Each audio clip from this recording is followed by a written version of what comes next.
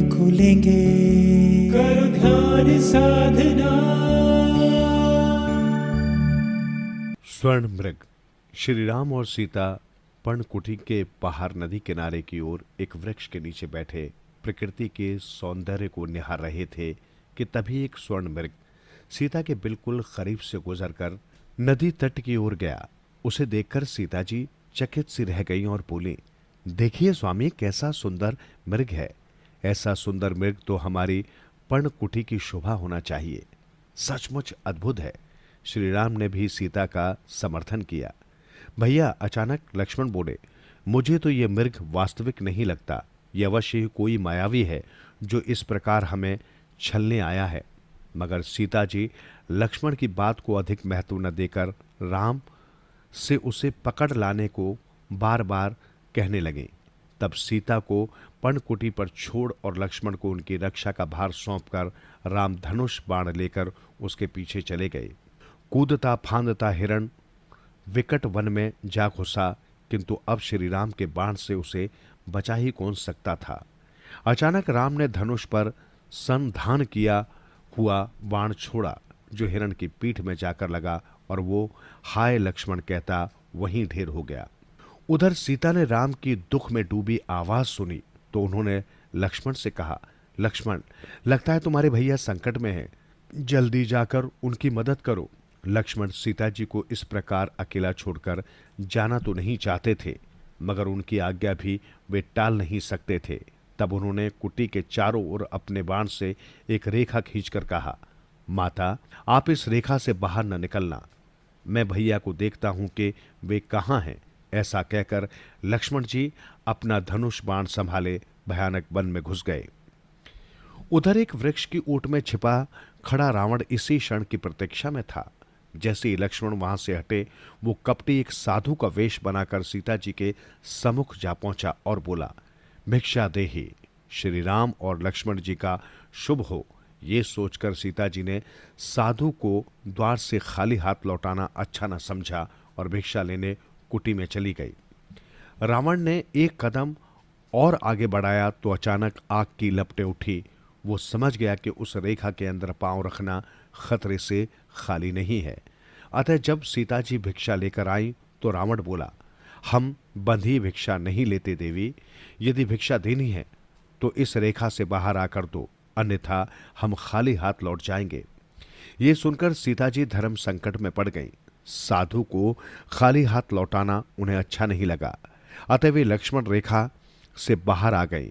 ये देख रावण ने एक ही झपट्टे में भिक्षा का थाल फेंक दिया और उनकी कलाई थामकर भयानक रूप से हंसने लगा। ये देखकर सीता जी क्रोधित हो उठी और बोली, तू कौन है रे दुष्ट, तेरा इतना साहस कैसे हुआ। रावण ने अपना छद्म वेश उतार फेंका और बोला, मैं लंकाधिपति रावण हूं। कहकर उसने सीता जी को जबरन उठाकर कंधे पर डाल लिया। पर्णकुटी से कुछ ही दूरी पर रावण का रथ खड़ा था। वो सीता जी को लेकर उस रथ में सवार हो आकाश मार्ग में उड़ गया। सीता जी उसका विरोध करते लगातार श्री राम को पुकार रही थी, आरे मेरी रक्षा करो, भैया लक्ष्मण बचाओ, इस राक्षस से मेरी रक्षा करो। इस प्रकार सीता जी विलाप करने लगी। आसमान में उड़ते पक्षी भी उनका विलाप सुनकर व्याकुल हो गए। तभी गिद्धराज जटायु के कानों में भी उनकी करुण पुकार पड़ी तो उसने सीता को पहचान लिया। बूढ़ा होने के बावजूद भी उसने एक लंबी उड़ान भरकर कहा, बेटी सीता, घबराना नहीं, मैं इस दुष्ट राक्षस को अभी मजा चखाता हूं। फिर अपने बड़े बड़े पंख फड़फड़ाकर गिद्धराज जटायु रावण पर झपट पड़ा और बोला, अरे नीच, नारायणी का हरण करके क्यों अपनी मौत को दावत दे रहा है। पापी, यदि जान की खैर चाहता है तो छोड़ दे इसे। उधर जब लक्ष्मण तेजी से वन में प्रविष्ट हो रहे थे तो उन्होंने श्री राम को अपनी ओर आते देखा। लक्ष्मण लपक कर उनके करीब पहुंचकर बोले, भैया आप ठीक तो हैं? ये पुकार कैसी थी? तुम्हारा कहना ठीक था लक्ष्मण, वो हिरण नहीं, मायावी राक्षस मारीच था जो धोखे से मुझे इस सघन वन में ले आया। वाण लगने पर उसी ने तुम्हें पुकारा था। ये सब बिना किसी कारण नहीं हो सकता भैया। लक्ष्मण ने कहा, मुझे तो किसी अशुभ के लक्षण दिखते हैं। आओ लक्ष्मण, पहले कुटी पर चलें। फिर श्री राम और लक्ष्मण तेजी से पर्णकुटी की ओर बढ़ने लगे। श्री राम लक्ष्मण पर्णकुटी पर पहुंचे तो वहां सीता जी को न पाकर व्यथित हो उठे। उन्हें खोजने के लिए वे चारों ओर घूमने लगे। वन के पक्षियों से पूछने लगे, हे तोते, हे कोयल, सीता जी कहाँ गई? क्या तुमने उन्हें देखा है? आह विधाता, कोई कुछ नहीं बोलता, क्या करूं? मगर दूर दूर तक सीता जी का पता नहीं था।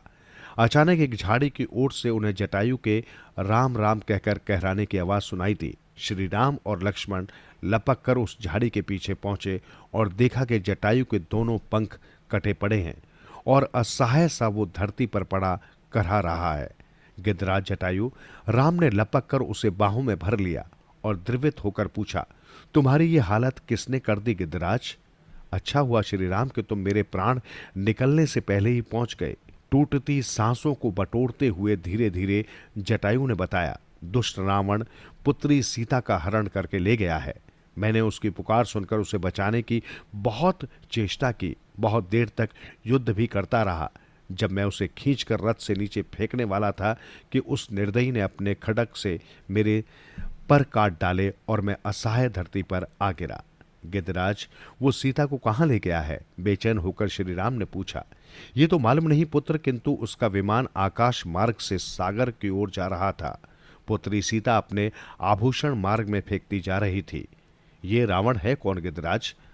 रावण राक्षसों का राजा और मुनि विश्रवा का पुत्र है। श्री राम, अब मैं जय श्री राम बोलते बोलते अचानक जटायु की गर्दन एक ओर लुढ़क गई। इसी के साथ उसके प्राण पखेरु उड़ गए। जटायु की मृत्यु से श्री राम और लक्ष्मण शोक में डूब गए। फिर राम ने उसका पार्थिव शरीर अपनी बाहों में उठा लिया और बड़े ही कतार स्वर में बोले, गिद्धराज, तुम्हें राम का शत शत प्रणाम। आप मेरे पिता के मित्र थे, उस नाते मैं अपने हाथों से तुम्हारा अंतिम संस्कार करूंगा। फिर श्री राम और लक्ष्मण ने मिलकर उसका अंतिम संस्कार किया। उसके बाद सीता की खोज में आगे चल दिए। सीता जी की खोज में आगे बढ़ते बढ़ते श्री राम लक्ष्मण क्रोंच वन में जा पहुंचे। रास्ते भर श्री राम वृक्षों से, पौधों से, पशु पक्षियों से सीता जी का पता पूछते रहते थे, मगर वे सभी जड़ चेतन उनके दुख में दुखी अवश्य थे, मगर बताने की सामर्थ्य किसी में नहीं थी। क्रौंच वन में वे सोचने लगे कि किस दिशा में आगे बढ़ें। तभी एक भयानक किस्म के दैत्य ने उनका मार्ग रोक लिया। श्री राम ने तुरंत तलवार निकाली और उसके अंग भंग करके उसका प्राणांत कर दिया। फिर दोनों भाइयों ने उसे अग्नि में जला डाला, मगर तभी एक सुखद चमत्कार हुआ। अग्नि में से एक सुंदर पुरुष प्रकट हुआ और हाथ जोड़कर बोला, श्री राम को प्रणाम। तुम कौन हो? आश्चर्य से श्री राम ने पूछा। प्रभु, मेरा नाम कबंध है। मैं एक गंधर्व था और एक शाप के कारण इस भयानक रूप को प्राप्त हो गया था, लेकिन आपके पावन हाथों द्वारा मुझे इस भयानक रूप से मुक्ति मिली है। अतः मैं आपको सीता जी की खोज का रास्ता बताता हूं। प्रभु, आप वानरों के राजा सुग्रीव को खोजें, वही सीता जी को खोजने में आपकी मदद करेंगे। ऐसा कहकर वो अदृश्य हो गया। इसके बाद दोनों भाई आगे बढ़े और पंपापुर के पश्चिमी सरोवर के तट पर आ पहुंचे। वहां सन्यासिनी शबरी का आश्रम था। राम लक्ष्मण को आया देखकर शबरी तो जैसे अपनी सुध बुध ही खो बैठी। बावली सी होकर वो श्री राम की स्तुति करने लगी और बड़े ही प्रेम से उन्हें अपनी कुटिया में बैठाया तथा खाने के लिए बेर लाकर आई। वो एक एक बेर चख कर लाई थी कि कहीं उसके प्रभु के मुंह में कोई कड़वा बेर न चला जाए। जब उसने श्री राम और लक्ष्मण को वो बेर खाने के लिए दिए तो श्री राम ने बड़े प्रेम से बेर खाए, मगर लक्ष्मण आंखें बचाकर उन्हें इधर उधर फेंकते रहे, क्योंकि वे शबरी के झूठे थे। और फिर श्री राम की आज्ञा पाकर शबरी ने अपना वो नश्वर शरीर त्यागा और मोक्ष को प्राप्त हुई। श्री राम और लक्ष्मण पुनः आगे बढ़ने लगे। उन्हें न दिशा का ज्ञान था न स्थान का, बस सीता जी एवं सुग्रीव की खोज में आगे बढ़ रहे थे। शीघ्र ही वे ऋषिमुख पर्वत के समीप जा पहुंचे। तभी अचानक एक ब्राह्मण ने उनका मार्ग रोक लिया और हाथ जोड़कर विनम्र स्वर में बोला, हे अतिथियों, आप लोग कहां से आए हैं और किस ओर जा रहे हैं? हे विप्रवर, हम कौशल नरेश स्वर्गीय दशरथ के पुत्र राम और लक्ष्मण हैं। हम पिताश्री की आज्ञा से वन में आए हैं। हमारे साथ जनक दुलारी सीता भी थी, परंतु रावण नामक एक दुष्ट राक्षस ने उनका हरण कर लिया है। उन्हें खोजने के लिए हम वन वन भटक रहे हैं। श्री राम ने बताया, मेरे अहो भाग्य प्रभु, जो आपके दर्शन हुए। हनुमान जी ने श्री राम को नमन किया। ये देखकर लक्ष्मण बोले, हे विप्रवर, आप अपना परिचय दे के आप कौन हैं? ये सुनकर हनुमान अपने वास्तविक रूप में आकर श्री राम के चरणों में गिर पड़े और बोले, मैं आपका सेवक और वानरराज सुग्रीव का सचिव हूँ। हे नाथ, वानरराज सुग्रीव की पत्नी और उनके राज्य को उनके भाई बाली ने छीनकर उन्हें राज्य से निकाल दिया है। उनके डर से वे इस पर्वत पर रहते हैं। आप मेरे साथ चलें प्रभु। महाराज सुग्रीव सीता माता की खोज में आपके सहायक सिद्ध होंगे। तब श्री राम ने उन्हें उठाकर गले से लगा लिया। हनुमान, तुम अपने राजा के श्रेष्ठ दूत हो। हम स्वयं वानरराज सुग्रीव से भेंट करना चाहते हैं। वे हमारे सहायक बनेंगे तो हम भी उन्हें भय मुक्त कर किष्किंधा का राज्य दिलाने में सहायता करेंगे। अवश्य प्रभु, अवश्य, किंतु पदमार्ग बेहद कठिन है। आइए, आप इस सेवक के कंधों पर बैठ जाइए। कहकर हनुमान ने झुककर उन्हें कंधों पर बैठा लिया और वायुपुत्र वायु मार्ग से चल दिए।